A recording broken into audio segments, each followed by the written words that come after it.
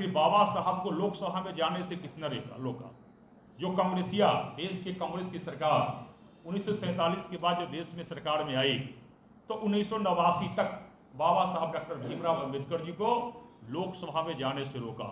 जब 1989 में वीपी सिंह की सरकार बनी भारतीय जनता पार्टी के समर्थन से, तो उस समय 1990 में बाबा साहब डॉक्टर भीमराव अंबेडकर जी को भारत सम्मान मिला।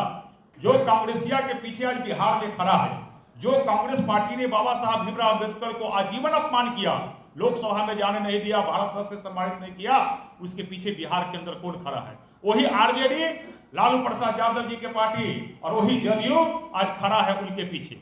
जो बाबा साहब भीमराव अंबेडकर जी के बताए हुए मार्ग को न चलते हुए जो केवल आरक्षण का केवल व्यापार करते हैं, आरजेडी या जदयू के लोग, दलित समाज के लोग बिहार के अंदर, देश के अंदर समझ चुके हैं। अब जनता दल और आरजेडी के लोगों को अब दुकान बहुत जल्दी बंद होने वाला है।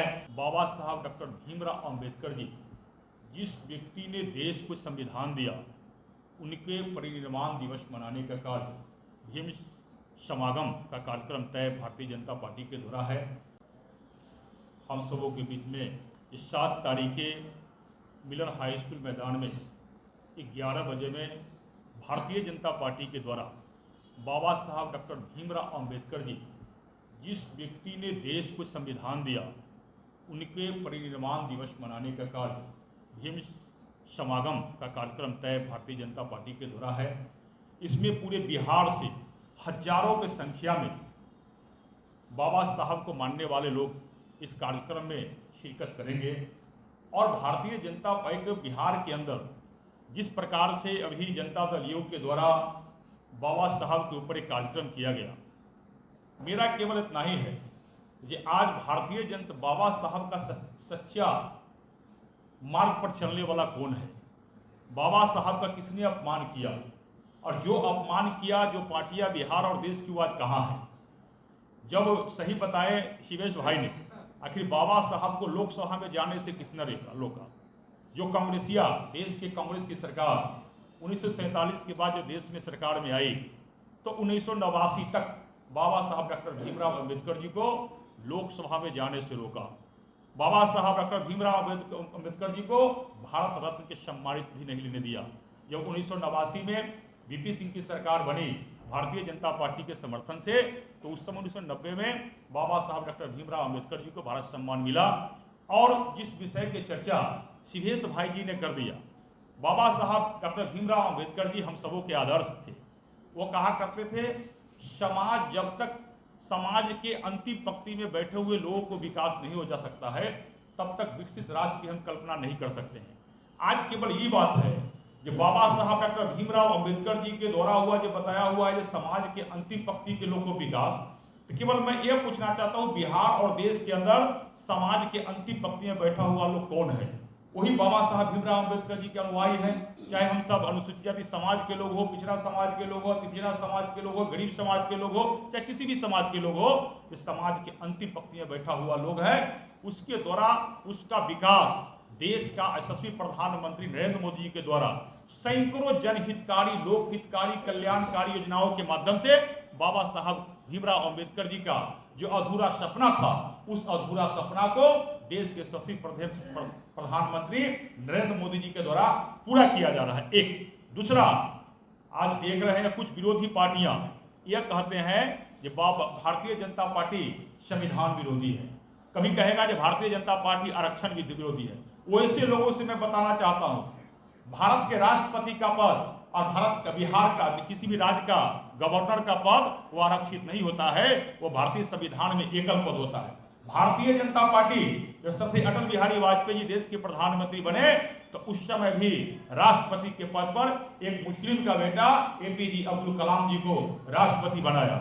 जब पुनः दो बार देश का प्रधानमंत्री नरेंद्र मोदी जी 1914 से लेकर और अब तक जब बने, तो रामनाथ कोविंद जी से लेकर आज द्रौपदी मुर्मू तक दलित और महादलित के परिवार के लोगों को राष्ट्रपति तक बनाया। और बाबा साहब भीमराव अंबेडकर जी को भारत रत्न सम्मानित भी दिया। और आज वास्तव में बाबा साहब भीमराव अंबेडकर जी के बताए हुए मार्ग पर चल के दलितों का विकास, गरीबों का विकास, अनुसूचित जातियों के विकास कोई कर रहा है तो भारतीय जनता पार्टी कर रहा है। लेकिन जो कांग्रेसिया के पीछे आज बिहार में खड़ा है, जो कांग्रेस पार्टी ने बाबा साहब भीमराव अम्बेडकर को आजीवन अपमान किया, लोकसभा में जाने नहीं दिया, भारत रत्न से सम्मानित नहीं किया, उसके पीछे बिहार के अंदर कौन खड़ा है? वही आरजेडी, लालू प्रसाद यादव जी के पार्टी, और वही जदयू आज खड़ा है उनके पीछे।